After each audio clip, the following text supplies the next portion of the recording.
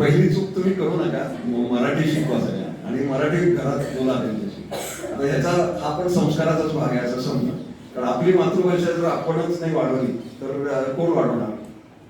किती तुमची मुलं मराठी वर्तमानपत्र वाचतात? हात वर करा, तुम्ही पालकांना विचारा. फक्त 3 हात वर झाले. काय म्हणतो लक्षात घ्या. कारण मी दुर्दैवाने सांगतो की माझा मुलगा IT प्रोफेशनल आहे, सगळा आहे, तो बोलतो मराठी, पण तो मराठी वाचत नाही. आणि मी त्याला अनेक वेळा फोर्स करतो की बाबा रे वाच एक पान तरी, पण ते समोर गोष्ट ही जमत नाही. मी या बाबतीत फेल केलेला पालक आहे असं सांगतो. आणि मला म्हणून 3च हात वर झाले, याच्यात मला काही फारसं वावगं वाटलं नाही. किंवा मग आता माधुरीताई तुम्ही इथं वाचायची स्पर्धा सुरू आहे, कारण लोकांना बक्षीस दिल्याशिवाय मोटिवेशन येईल. तर आपण आता वेगळ्या विषयाकडे बोलू. हा विषय आहे तो सायबर संस्काराचा. आणि हा सायबर संस्काराचा विषय महत्वाचा झाला याचं मी कारण तुम्हाला सांगतो. 1.5 वर्षापूर्वी जे आपल्या आयुष्यात एक अचानक संकट आलं, म्हणजे कुठल्याही ज्योतिषाला त्याचा तर्क पण लावता आला नव्हता. आणि त्यामुळं विशेषतः मुलांच्या आणि मुलींच्या बाबतीत एक मोठा बदल घडला. म्हणजे 3000 वर्षापूर्वी आपल्याकडे शैक्षणिक पद्धत होती, ज्याला नाव होतं गुरुकुल. म्हणजे त्या गुरुकुल पद्धतीत काय होतं की शिष्य आणि गुरुच्या घरीच राहायचे आणि मग तिथंच संस्कार व्हायचे, तिथंच शाळा. म्हणजे अगदी महाभारता काळापासून ते आलं. आता 2020 साली काय झालं, एकदम नवीन शैक्षणाचं मॉडेल आलं, त्याचं नाव आलं घरकुल. गुरुकुल टू घरकुल. आणि घरकुल म्हणजे काय, तर सगळंच फ्रॉम होम. म्हणजे आता मी करिअर काउन्सिलिंग खूप करतो, तर अशी पुण्यात अनेक कुटुंब आहेत की नवरा आणि बायको दोघे IT कंपनीत काम करतात, त्यांची मुलं शाळेत जातात आणि सगळे from home, work from home, learn from home. आणि त्यातनं अनेक समस्या पण निर्माण होतात. म्हणजे आता आपल्या घरी अशा पद्धतीची आपली मानसिक तयारी पूर्वी नव्हती की हे सगळे लोक 24 तास एकाच वेळेला असणार घरात. आणि नंतर प्रत्येकाला प्रायव्हसी पाहिजे, स्पेस पाहिजे, कारण मी काम करतोय, माझं काम महत्वाचं का तुझं काम महत्वाचं. आता हा त्यातला मानसशास्त्रीय इश्यू आहे. आणि मी माधुरीताईंना विनंती करतो की नंतर आपण करिअर काउन्सिलिंग वर पण एक वेगळं ऑन डिमांड प्रत्येकाला दे, ज्यांचे काही प्रश्न असतील ते, कारण हे खूप मोठे प्रश्न आहेत. त्यातला एक महत्वाचा प्रश्न निर्माण झाला की सर्व आर्थिक स्तरातनं, सर्व वयोगटातल्या विद्यार्थ्यांना एकदम सांगण्यात आलं की आता तुम्ही लर्न फ्रॉम होम करा. म्हणजे ज्या मोबाईल फोन कितव्या वर्षी वापरायचा याच्यावर मतभेद. म्हणजे 8व्या वर्षी वापरायचा का 15व्या वर्षी वापरायचा का 20व्या वर्षी वापरायचा, हे सगळं 2019च्या डिसेंबर पर्यंत चाललं होतं तत्वज्ञान. तू मोबाईल नाही वापरायचा, तू कॉम्प्युटर नाही खेळायचा. पण नंतर हे सगळं बंद झालं, कारण तुम्हाला दुसरा पर्यायच नाही. त्यामुळं बरेच वेळा काय झालं की अचानक पद्धतीनं एकदम विद्यार्थ्यांच्या हातात नवीन तंत्रज्ञान. आता नवीन तंत्रज्ञान आलं म्हणजे मी तुम्हाला एक तुलना सांगतो की तुम्हाला जर समजा एखाद्या व्यक्तीला गाडी शिकवायची असेल तर तुम्ही काय करता, एकदम गाडी देता का क्लास लावता? सरकार तर आपल्याकडे 2 व्हीलरचं तर आपल्याला लायसन्स लागतं, त्याची टेस्ट होते. पण संगणक आणि कॉम्प्युटर वापरायला काहीच नाही. नुसतं डिव्हाइस ऑन कर, तुझं तू शिक, किंवा तुला हवं तर शिक. अशा पद्धतीनं एकदम हे झालं आणि त्यातनं बऱ्याच समस्या पण निर्माण झाल्या. आणि समस्या निर्माण का झाल्या, तर काय बघायचं, काय नाही बघायचं, कुठली साईट उघडायची, कुठली नाही करायची, आपलं वर्तन डिजिटल कसं पाहिजे.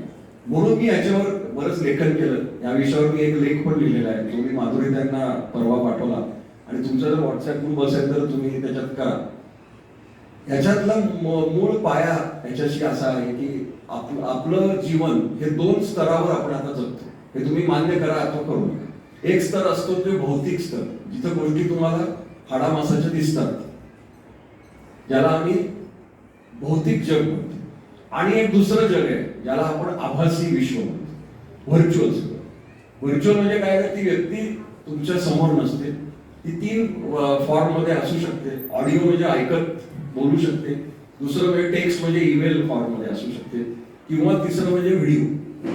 या 3 पैकी कुठल्याही मितीमध्ये आपण फॉर्म मध्ये ही व्यक्ती तुमच्या अस्तित्वात येते आणि या व्यक्तीशी आभासी संवाद तुमचे सुरू होतात. आणि या संवादाचं जर प्रमाण वाढत गेलं, म्हणजे असं जर झालं की तुम्ही व्हर्च्युअल विश्वात फक्त 1च तास आहात आणि भौतिक विश्वात जर 23 तास आहात, तर मग समस्या होत नाही. पण उलट झालं तर असे आम्हाला अनेक व्यक्ती माहिती आहेत की ते दिवसभर ऑनलाईन असतात. म्हणजे झोपतात की नाही हे पण मला आता शंका वाटायला लागली. आणि जर तुम्ही सतत ऑनलाईन सतत डिजिटल करत बसलात तर त्याचे अनेक दुष्परिणाम आहेत आणि त्या दुष्परिणामांवर खूप मला बोलायचं नाहीये, पण त्याचे 3 भाग मी केलेले आहेत. एक म्हणजे व्यसनाधीनता. जसं तंबाखू, पानाचं, दारूचं व्यसन लागतं तसं लोकांना इंटरनेटचं व्यसन लागतं. आणि व्यसन म्हणजे त्याच्याशिवाय माणूस जगू शकत नाही. आणि ह्याचं उदाहरण मी 3 वर्षापूर्वी घेतलं. मी दिल्लीला एअरपोर्टवर गेलो होतो. तिथे एक माणूस माझा मित्र होता तो शाळेतला. तिथं तो अतिशय अस्वस्थ वाटला आणि पहिल्यांदा मला वाटलं की आता याला काय हार्ट अटॅक वगैरे येणार आहे का. मी त्याला म्हटलं प्रॉब्लेम काय. तो म्हटला माझ्या मोबाईलची बॅटरी गेली. आणि म्हटलं काय प्रॉब्लेम आहे, तू चार्ज कर ना. नाही मला अर्जंट मेसेजेस आणि हे बघायचे. तेव्हा माझ्या लक्षात आलं की हा पण एक रोग असू शकतो की आपल्याला जर सतत मोबाईलवर व्हॉट्सअप बघणं, कुणीतरी आपल्याशी संपर्कात राहणं, हा जर आपल्याला आजार वाटत असेल तर तो आजार आहे. त्यामुळे ह्याच्यापासून तुम्ही निक्षून लांब गेलं पाहिजे. आणि ह्याच्यावर एकच उपाय आहे की संस्कारात पण तुम्ही सांगा की आठवड्यातनं 2 दिवस हे सगळं बंद करा. करू शकाल का तुम्ही? कुठलेही 2 दिवस ठरवायचे आणि त्या दिवशी मोबाईल फोन आणि कॉम्प्युटरला हात बघायचं पण नाही. फक्त भौतिक जगात म्हणजे जे आमची पिढी, आम्ही आता 1900, आम्ही दोघं साधारण एका वयाचे असं मी समजतो. त्या ऍक्च्युली माझ्यापेक्षा खूप तरुण दिसतात, ती गोष्ट वेगळी. माधुरी दीक्षितला सुद्धा यांचा कॉम्प्लेक्स आहे असं मला कुठे सांगितलं की हा माधुरी. पण आमच्या पिढीला आम्ही शाळेत वगैरे असताना आमच्या वेळेला काहीच नव्हतं. रेडिओ आणि जेमतेम दूरदर्शन आलं होतं. त्यामुळे आम्हाला तुम्ही आता जे बाहेर करताय गोष्टी तेच आमचं जीवन होतं. आणि त्यामुळे आम्हाला ही त्यावेळेला समस्या नव्हती. आणि ते आम्ही जे जगलो 80च्या दशकामध्ये तसं तुम्हाला जगता येईल का 2 दिवस आठवड्यात? ठीक आहे, तुम्ही 1 दिवसापासून सुरुवात करा. आणि हा तुम्ही संस्काराचा पहिला भाग असं तुम्ही समजा की डिजिटल उपकरणाशिवाय जगता येतं. हा आत्मविश्वास पण मुलांना. आणि ते एकाच दिवशी काही नाही मिळालं म्हणून आयुष्यात काही फरक पडतो म्हणजे एक पैसा कमी मिळत नाही असं काही होत नाही. तर ही व्यसनाधीनता ही एक पहिली समस्या. दुसरी समस्या जी आहे ती म्हणजे गैरवापर, तंत्रज्ञानाचा गैरवापर. आणि ही समस्या पुण्यामध्ये जास्त आहे करून मी सांगतो, कारण पुणे शहर हे दुर्दैवाने अनेक गोष्टीची राजधानी आहे. सर्वात जास्त मधुमेह, सर्वात जास्त एकेकाळी पोल्युशन होतं, पण दिल्लीने आपल्याला त्याच्यावर मात केलेली आहे. म्हणजे ह्याच्यात अभिमान वाटायची गोष्ट नाही आहे, पण पोल्युशन ही गोष्ट सोडून द्या. पण सायबर गुन्हेगारीमध्ये आपण अतिशय पुढे आहोत. याचा दुर्दैवाने कोणी अभ्यास केला नाही, पण सायबर गुन्हे आपल्या शहरात सतत घडत असतो. आणि याच्यात दुर्दैवी घटना अशी आहे की ज्यांच्यावर सायबर अत्याचार होतात ती व्यक्ती गुन्हाच रिपोर्टच करते. आणि त्यामुळे तुम्ही एक लक्षात घ्या, मी या सायबर गुन्ह्याविषयी थोडंसं बोलेन नंतर, की जर काही आपल्याला खटकलं किंवा काहीतरी चुकीचं झालं तर माझी सर्व विद्यार्थ्यांना मुला मुलींना विनंती आहे की आपल्या पालकांशी मनमोकळेपणानं बोला की असं काहीतरी घडलेलं आहे. आणि जर तुम्हाला काही गैर वाटलं तर तुम्हाला आता साधारण कळेलच की हे काहीतरी विचित्र घडलंय, तर तुम्ही आपल्या पोलिसांवर विश्वास ठेवा. हिंदी सिनेमात जे पोलिसांचं स्वरूप पूर्वीच्या काळात दाखवलं जायचं तसं आता झालेलं नाहीये. आपल्याकडे एक सायबर सेपरेट सेल आहे, सायबर सेल आहे पुणे पोलिसचा. तिथं जाऊन तुम्ही FIR केली पाहिजे. आणि विविध प्रकारचे सायबर गुन्हे. आणि मला असं वाटतं की गुन्हेगार हा अतिशय चतुर माणूस असतो. गुन्हेगार हा ऍक्च्युली कलाकार असतो, पण त्याचं डोकं हे वेगळ्या तऱ्हेनं चालतं.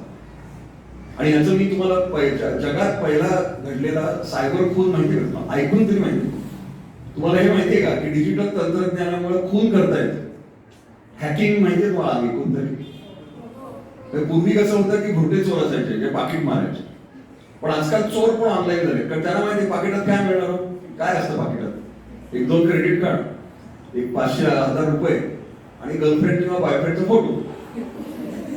आणि अगदीच जर माणूस धार्मिक असेल तर देवाचा फोटो. आता हे पाकिट मारून मिळणार काय त्याला? पण त्याच्याऐवजी जर तुमचा मोबाईल पासवर्ड, OTP आणि ईमेल ID मिळाला तर काय धमाल येईल ना? आणि मग काय होतं की ही माहिती मिळवण्यासाठी चोर विविध प्रकारे प्रयत्न सुरू करतात. आणि त्याचे विविध प्रकारचे स्कॅम, म्हणजे तुम्हाला फोन येतो. आत्ताचा लेटेस्ट स्कॅम जो सुरू आहे पुण्यामध्ये की तुमच्या कोविड ऍपवर माहिती टाकायची आहे, तर तुम्ही तुमचं आहे सगळी माहिती द्या आणि मी भारत राज्याच्या कुठल्या तरी डिपार्टमेंटमधून बोलतोय. तर हे लक्षात ठेवा, कुठल्याही बँकेला कुठल्याही सरकारी खात्याला तुमची माहिती फोनवर नको असते. माझ्या बाबतीत मी घडलेला किस्सा सांगतो की 1 महिन्यापूर्वी माझं सिम कार्ड मी बदललं मोबाईलचं. मी आयडिया वोडाफोन वापरतो अजूनही, आणि ते सिम कार्ड खूप जुनं म्हणून बदललं. आता मी वोडाफोनच्या ऑफिसमध्ये गेलो, त्यांनी माझा फोटो काढला, आधार वगैरे सगळं घेतलं, नवीन सिम कार्ड दिलं. मला ईमेल आली की तुमचं आम्हाला सिम कार्ड व्हेरीफाय करायचंय म्हणून आम्हाला फोन करा. आता मी मुद्दामून ठरवलं की आता आपण याचं असं भासवायचं आपण की आपण आता बळी पडणार आहोत. मग मी त्याला फोन केला. कोण बोलतोय वगैरे काही नाही सांगितलं.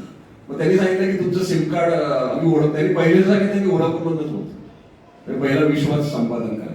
मग त्यांनी सांगितलं की एक ऍप डाउनलोड करा, आणि ते ऍप वोडाफोन आयडियाच्या लोगो सारखंच होतं. मी प्ले स्टोअरवरून बघितलं ते. फक्त त्याने काय होणार होतं माहितीये का, ते ऍप मी डाउनलोड केलं की माझ्या मोबाईल फोनचा पूर्ण कंट्रोल त्या माणसाच्या हातात होणार, क्लोन होणार होता. मग तो माझा फोन वापरून त्याला डेटा मिळणार होता, माझ्या व्हॉट्सअप चॅट्स बघायला मिळणार होते, जर माझी ईमेल आयडी वगैरे असेल तर ते सगळं त्याला मिळणार होतं. आणि मग त्याने काही गोष्टी केल्या असतात. मी तेवढं फक्त डाउनलोड नाही केलं, आणि तो पूर्ण मेसेज तसा पुण्याच्या सायबर पोलीस आणि मित्र आहेत त्यांना पाठवला, आणि त्यांना सांगितलं की हा एक आता नवीन प्रकार सुरू आहे. तर सायबर गुन्हे हे अनेक प्रकारे घडतात. त्यातला मी पहिला जर तुम्हाला सांगितलं खुनाचा गुन्हा, हा अमेरिकेत घडला होता, आणि त्याला सुद्धा 20 वर्ष झाली, म्हणजे अगदी रिसेंटली नाही घडलेला. असं झालं ना की एका व्यक्तीचा मृत्यू झाला, पण 15 दिवसानंतर एका बारमध्ये 2 अमेरिकन लोक गप्पा मारत होते, आणि हाय झाल्यावर त्या एका माणसाने दुसऱ्याला सांगितलं की माझ्या पार्टनरचा मी खून केला. हा म्हटला खून कसा झाला? मग त्यांनी सांगितलं की मी एका हॅकरला पैसे दिले, त्याने त्या हॉस्पिटलची वेबसाईट हॅक केली, आणि मला माहिती होतं की माझ्या पार्टनरला कुठल्या औषधांची ॲलर्जी. तर आम्ही त्याची ड्रग ॲडमिनिस्ट्रेशन सिस्टीम बदलली, आणि जे फिजिशियनने प्रिस्क्राईब केले होते त्याच्याऐवजी नवीन औषधं टाकली, आणि ती औषधं अशी होती की 3 दिवसात त्याचा मृत्यू, तर त्याला ॲलर्जी आली. आता सुदैवाने हे एका वेटरने ऐकलं, आणि त्याने लगेच पोलिसांना हे केलं. सुरुवातीला पोलीस आल्यानंतर त्यांनी सगळं डिनाय केलं, पण नंतर ती वेबसाईट हॅक झाली होती, हे सगळं प्रूव्ह झालं, आणि या व्यक्तीला शिक्षा झाली. त्यामुळं गोष्टी अशा स्तरावर पण आहेत, आणि त्यामुळं सायबर सुरक्षा हा एक अतिशय मोठा विषय आहे, आणि याच्यात करिअर पण आहे. तो एक माझा आवडता विषय आहे की स्किल आणि करिअर, पण तो आता त्याच्यावर बोलत नाही. पण तुम्हाला सांगतो मित्रमैत्रिणींनो की जर तुम्हाला रिसेशन प्रूफ म्हणजे मंदी नसणारं करिअर हवं असेल, तर बेलाशकपणे तुम्ही सायबर सुरक्षा या गोष्टीत करिअर करा. आणि पालकांना सुद्धा मी सांगू इच्छितो की सेकंड करिअर जर तुम्हाला करायचं असेल तर कुठलीही व्यक्ती कुठल्याही वर्षी काही करू शकते. आता तुम्ही आता त्या एका नायर नावाच्या बाईचं वाचलं का तुम्ही? तिने 52व्या वर्षी स्टार्टअप सुरू केलं, आणि तिची कंपनी काहीतरी 48 कोटीला लिस्ट झाली, आणि ती आता असेच कोट्याधीश याची बिलियनर मल्टी बिलियनर झाली. त्यामुळं पालकांनी सुद्धा जर काही तुम्ही ठरवलं, कारण मला सुद्धा माहिती आहे की अनेक पालक सुद्धा चतुर असतात, तुम्ही थोडासा ब्रेक आहे, मुलं मोठी झाली की तुम्ही पण करू शकता, त्याच्यामध्ये सुरक्षा हे मोठं करिअर आहे. तर या गोष्टीमध्ये सजग राहणं हे अतिशय महत्वाचं असतं, आणि हे संस्कार तुम्ही मुलांवर केले पाहिजे की तुझी माहिती द्यायची नाही. म्हणजे पूर्वी कसं व्हायचं की शाळांमध्ये कुणीतरी मामा काका आला, मी तुला चॉकलेट देतो म्हणून तो घ्यायचा, आणि मग किडनॅप व्हायची मुलं. आता हे भौतिक किडनॅपिंग चालूच आहे, म्हणजे ते बंद झालंय असं म्हणत नाही, पण आता हे नवीन तंत्र आहे की आपण आपलंसं करायचं. फेक प्रोफाईल, चांगल्या दिसणाऱ्या कुठल्या तरी व्यक्तीचे प्रोफाईल बनवायचे, मग आपलं एक फेक व्यक्तिमत्व तयार करायचं. आणि या विषयावर पुण्यात एक घडलेला गुन्हा आहे की एका व्यक्तीला एक सुंदर दिसणाऱ्या मुलीच्या फोटोवरनं फेसबुक फ्रेंड रिक्वेस्ट आली. मग या व्यक्तीनं ती ऍक्सेप्ट केली, मग त्यांचं संभाषण सुरू झालं, सगळं ऑनलाईन आहे. आणि मग सगळ्यात दुर्दैवी घटना म्हणजे 6 महिन्यात ते प्रेमात पडले फेसबुकवर. हे मला अजूनही कळलं नाही, फेसबुकवर व्यक्ती प्रेमात कशी पडू शकते. मग इतकं त्याचं झालं की एकमेकांवर ते अवलंबून आहे. आणि मग नंतर त्या व्यक्तीनं तिला बोलवलं की आपण आता भेटूया. आणि मग भेटायला बोलवलं तेव्हा लक्षात आलं की ती व्यक्ती म्हणजे एक 76 वर्षाचं जखड वृद्ध होतं. आता तुम्ही हसताय, पण त्यामुळं काय झालं, या व्यक्तीचं इतकं डिप्रेशन मध्ये गेला की त्याने आत्महत्या, तर त्याचं हृदय भंगलं, प्रेम भंगलं. आता हे मी सगळं पालकांना वाटत असेल की मुद्दामून बोलतोय, पण हे सगळं घडू शकतं कुठल्याही व्यक्तीच्या. आणि याला काही वय नसतं, कारण ऍक्च्युअली पौगंडावस्थेत जेव्हा मुलं असतात तेव्हाच ते अशा प्रकारच्या आमिषांना बळी पडू शकतात. त्यामुळे मी जो नियम पाळला हा तुम्ही सर्वांनी पाळणार हो म्हणणार. पहिला नियम म्हणजे ज्या व्यक्तीला तुम्ही भौतिक विश्वात ओळखता त्याच व्यक्तीची फ्रेंड रिक्वेस्ट ऍक्सेप्ट करायची. लक्षात येते का मी काय म्हणतो? आता उद्या तुम्हाला अमिताभ बच्चननी फ्रेंड रिक्वेस्ट पाठवली तर ऍक्सेप्ट कराल का नाही करणार?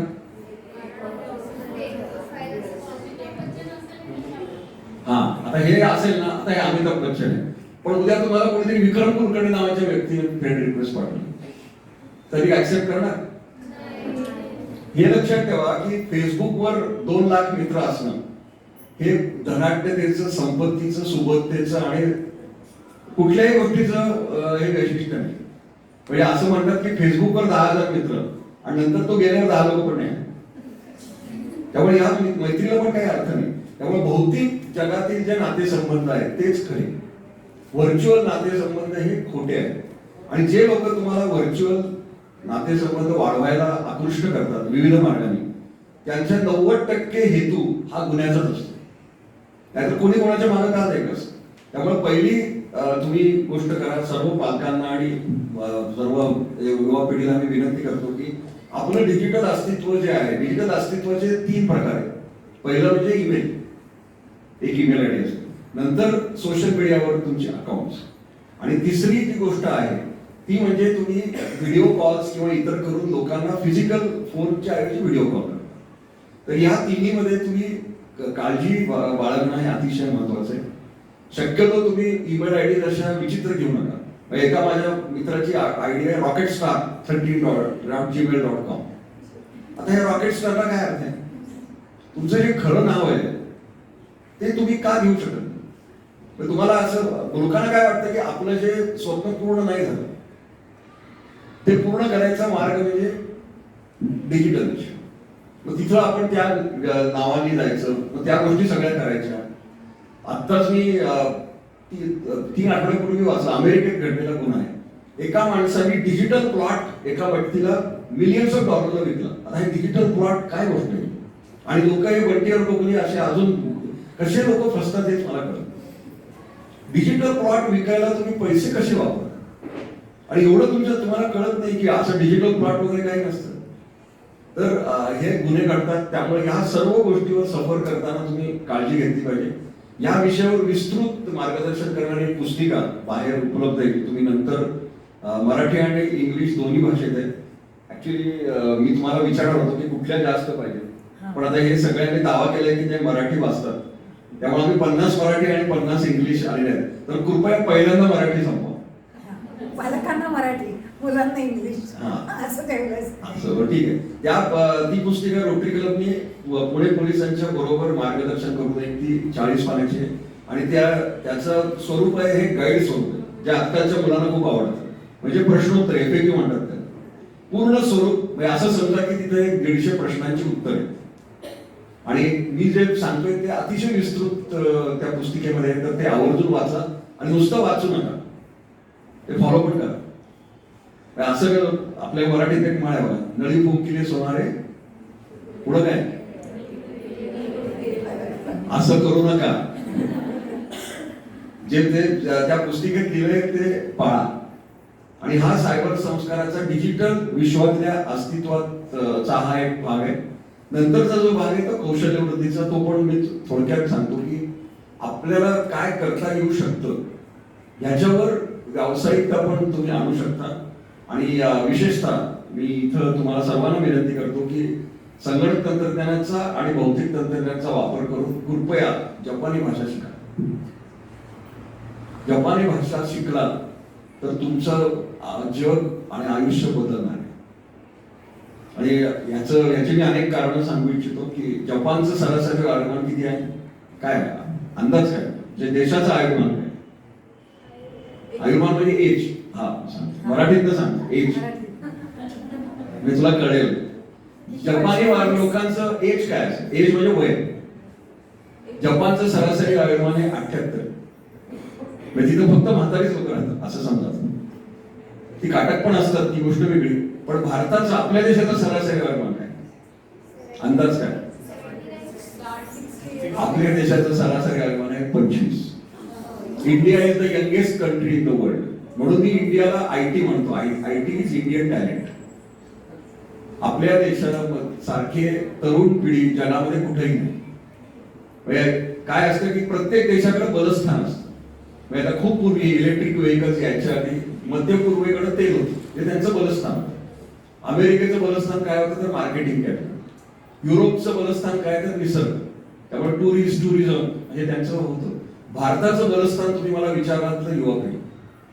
आणि ह्या युवा पिढीला जर आपण व्यवस्थित कौशल्यवान आणि संस्कारी केलं तर आपण जगावर राज्य करू शकतो, ईस्ट इंडिया कंपनी स्थापन न करता.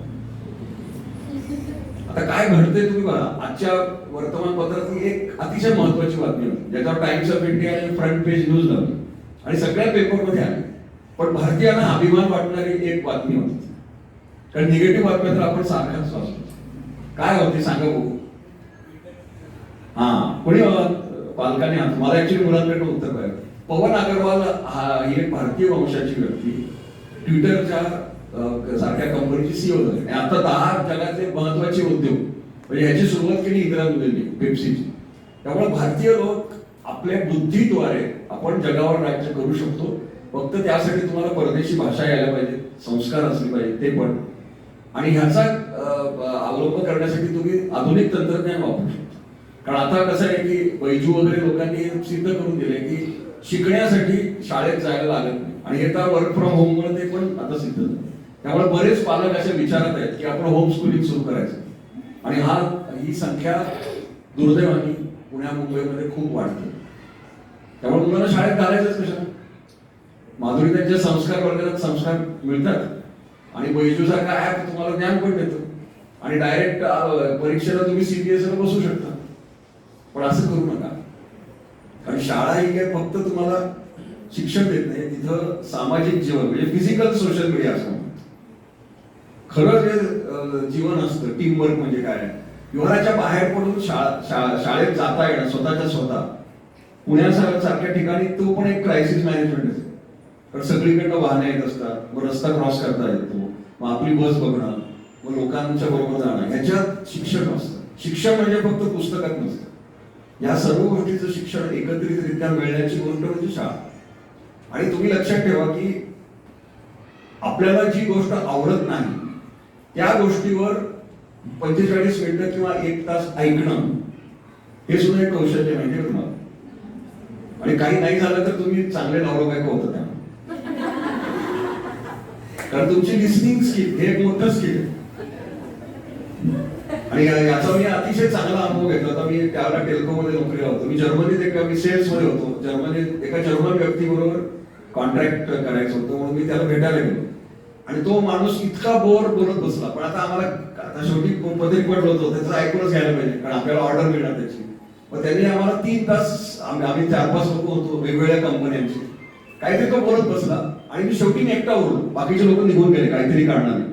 आणि मग आणि ते लोक भारतीय नव्हते. ते एक जर्मन माणूस होता, एक फ्रेंच होता आणि ते काहीतरी कारणाने निघून गेले. 6 महिन्यानंतर तो माणूस भारतात आला आणि त्यांनी मला विचारलं, Deepak, how did you manage to sit in my room when I was talking nonsense? म्हटलं, I credit goes to my academic system. पण तुझ्यासारख्या अनेक लोकांची व्याख्यानं मी शाळेत ऐकलेली. यातलं मला ओपटो पण आवडत नव्हतं. पण जी गोष्ट आपल्याला आवडत नाही ती पण आपल्याला ऐकता येते याचा मला आत्मविश्वास शैक्षणिक पद्धतीनेच दिला. त्यामुळे असे पण फायदे असतात. आणि एक लक्षात ठेवा, आपल्या जीवनामध्ये ना कुठली गोष्ट तुम्हाला कधी कामाला येते हे तुम्ही आता नाही सांगू शकता. हे संस्कार आणि कौशल्य तुम्ही कायम वाढवतच घ्या. आणि नंतर तुम्हाला लक्षात येईल 25-30 वर्षांनी की अरे मी लहानपणी ही गोष्ट शिकलो म्हणून मला याचा फायदा झाला.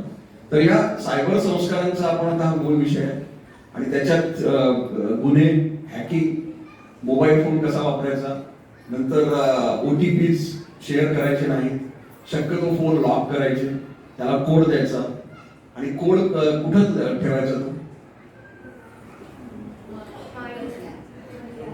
इथं माइंड मध्ये. ओके. पण आपल्या आईला तुम्ही शेअर कराल का? किती लोक करतील? वा, 100%. एकाने हात नाही वर केला, आता तू करतोय.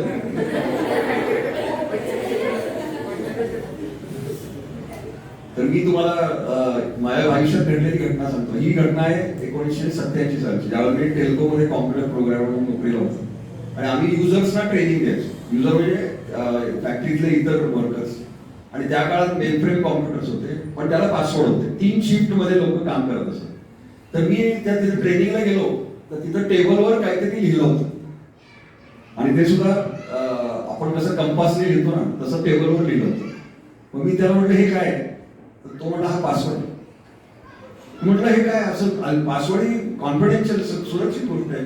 तो म्हटला नाही, आम्ही 3 शिफ्ट मध्ये असतो, दुसऱ्या शिफ्टच्या माणसाला कळणार कसं की पासवर्ड काय? म्हणून मी लिहिलं. कारण त्या काळात मोबाईल फोन, SMS वगैरे काहीच नव्हतं. मग मला त्याला हे खूप शिक्षण द्यायला लागलं की ही गोष्ट सुरक्षित ठेवली पाहिजे. तर तुमची ईमेल ID, त्याचा password, mobile phone, lock code या अतिशय सुरक्षित गोष्ट आहे. तुमच्याकडे किती लोकांचे स्विस बँकेत अकाउंट आहे तर ते अकाउंट नंबर पण कुणाला सांगू नका. असला तर माधुरीताईंना पण सांगू नका. ह्या अतिशय महत्वाच्या गोष्टी आहेत आणि ये ना के ना प्रकारे कोणीतरी तुमच्या मागे लागेल की मला ते सांग. आणि जी व्यक्ती तुम्हाला हे तुमची माहिती काढायचा विचार करते ती व्यक्ती साधी नाहीये, ती गुन्हेगारच आहे. अतिरेकी पण असू शकते. कारण अशा पण घटना घडलेल्या आहेत. तुमच्याकडे कधीतरी माहिती घ्यायची, त्याला हनी ट्रॅप म्हणून एक अजून एक आहे. तुम्ही स्पेशल ऑप्स नावाची सिरियल बघा हॉटस्टारवर आहे, ती ह्याच विषयावर. तर हे मुला मुलींना जाळ्यात ओढायचं आणि माहिती करून द्यायची. आता एखाद्या व्यक्तीचे जर आई वडील डिफेन्स सेक्टर किंवा सरकारी अधिकारी असतील तर काहीतरी करून मैत्री करून माहिती काढणं, असे अनेक प्रकारचे प्रयत्न हे सगळे हॅकर्स आणि गुन्हेगार करतात. आणि ह्याला आपले सुशिक्षित पालक, अतिसुशिक्षित पालक, उच्च विद्याभूषित असं आपण समजू, डबल PhD सुद्धा बरोबर. आणि त्याला असं कळतच नाही की आपण कसे फसले गेलो. आणि याच्या तुम्ही पेपरमध्ये फारच मी वाचलं की कुठली तरी खोटी माहिती सांगितली आणि असे 2 लाखाला गंडाला. आता पुण्यामध्येच एक त्याचं नाव मी मुद्दामून घेत नाही, पण एक थोर सिने कलावंत आहे आणि कंटिन्युअस 5 दिवस त्यांचं बँक अकाउंट हॅक. कंटिन्युअस एकदा झालं, दुसऱ्यांदा झालं, तिसऱ्यांदा झालं. मग 6व्या झाल्यानंतर ते पोलिसात. आणि मग त्याने आता मला ते भेटले होते, ते म्हणाले दीपक आता मी इंटरनेट बँकिंग बंद केलं. मी म्हटलं अहो असं नाही, तंत्रज्ञान हे सूर्यासारखे आहे. त्याने खून पण होतात आणि फळ पण कापता येतं. पण त्या सुरीला 10 रस्ते म्हणून मी फळ पण नाही कापणार. असं करणार तुम्ही काय? सुरीला किती 10 रस्ते? आपलं बोट कापू शकतं म्हणून तुम्ही फळं नाही कापणार, तर फळं कापणार कशी? तसंच आहे, हे तंत्रज्ञान सुरक्षित वापरा आणि ते वापरण्याचे पण मार्ग आहेत. आणि तुम्ही जर अगदी बेसिक काळजी जर घेतली तर तुम्ही व्यवस्थित वागू शकाल आणि काही होणार नाही. पण अतिशय निर्धोकपणे जर वापर, आता तुम्ही इथं सगळे आला, घराला कुलूप लावले का? सगळ्यांनी लावले. पण तुमचा विश्वास आहे की घराला कुलूप लावलं की चोर येणार नाही, हा विश्वास आहे. घडेल तसं नाही, पण तुम्ही घर उघडं ठेवलं. फक्त राळेगण सिद्धीमध्ये लोक करतात, तिथं घराला कुलूपच नाही. आणि एक शनी शिंगणापूर म्हणून पण एक गाव आहे. पण आपण कुठल्या शहरात राहतो? पुणे. तिथे काय होणे? पुणे तिथे सुरक्षा आणि सायबर सुरक्षा थोड्या प्रमाणात नाही असं आपण म्हणू शकतो. कारण तुम्ही जर आणि लॉकडाऊन काळात या गुन्हेगारांचं प्रमाण खूप वाढलंय, कारण खूप लोक बेरोजगार आहेत आणि त्यामुळे ते विविध प्रकारचे गुन्हे करतात. हे किडनॅपिंग आणि हे फिजिकल गुन्हे पण वाढलेले आहेत. तर हे आपण सायबर गुन्हेगारांचा विचार केला तर लोक विविध प्रकारे हे गुन्हे करायचा प्रयत्न करतात. आणि अजून एक दुर्दैवी गोष्ट अशी आहे की सायबर गुन्हे करायची प्रवृत्ती म्हणून असते, ती प्रवृत्ती स्टॅटिस्टिकली असं प्रूव्ह झालेलं आहे की 1.5% लोकांच्यात असते. ते ऍक्च्युली करतात की नाही माहिती. म्हणजे आता जर आपण विचार केला तर मी आता अशा 2 व्यक्तींशी बोलतोय की त्यांच्या मनात गुन्हेगाराची कल्पना आता येते. ते करतील का नाही माहिती. तर त्या व्यक्तीने मला सांगायचं की कृपया करू नका, पण तुम्ही कधीतरी पकडले. आणि मग जेव्हा तुम्ही पकडले जाता तेव्हा तुम्हाला तो नॉन बेलेबल क्राईम असतो. तर हे समजू नका की सायबर क्राईम केला की पोलीस काय करतील, मग आपण मिटवून टाकू, हे असलं काही होत नाही. थेट तुमची एवढ्या जेलमध्ये रवानगी होते किंवा पोलीस कस्टडी होते. आणि जर तुमचं वय 18 पेक्षा कमी असतं, जे अनेक सायबर क्रिमिनलच्या बाबतीत घडतं, मग ते रिमांड होम मध्ये होतं, मग पूर्ण आयुष्य बर्बाद होतं.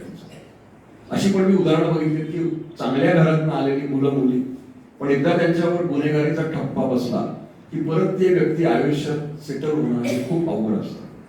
आता तो एक वेगळा विषय आहे, पण त्यामुळे थ्रिल म्हणून तर अजिबात काही करू नका. मित्रांनी सांगितलं आपण एक हॅक करू साईट, जरी तुम्हाला ती करता आली, पण हे ज्ञान तुम्ही चांगल्या ठिकाणी वापरा. माझं म्हणणं काय की तुम्ही ज्ञान प्राप्त करा, वाईट ठिकाणी वापरायची गरजच काय, आणि त्यातून तुम्हाला मिळणार काय. आणि तुम्हाला जर तुमचा मित्र किंवा मैत्रीण सांगत असेल की आपण करू, तर तुम्ही एक लक्षात ठेवा की ती व्यक्ती तुमचा मित्र किंवा मैत्रीण नाही. त्या व्यक्तीला तुम्हाला खड्ड्यातच घालायचं. जी व्यक्ती तुम्हाला सांगते की आपण मिळून असं करू, असं काही कृपया करू नका. आणि त्याच्यातनं तुमच्या पालकांना एक नवीन टेन्शन देऊ नका. त्यांना इतर भरपूर टेन्शन येतं, नवीन देऊ नका की असं काहीतरी करा.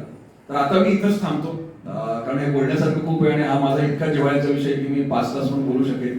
पण शेवटी मला माहिती आहे की तुम्हाला भूक पण लागते, आणि हंगरी पुणेकर हा अँग्री पुणेकर पण होतो लगेच. आणि आता तुम्हाला चिठ्ठ्या वगैरे सांगा.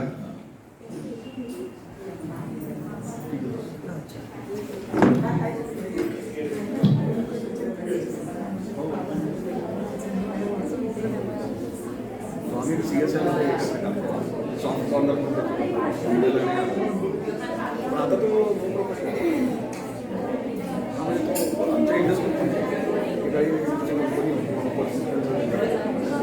त्याचा एक दामले म्हणून पार्टनर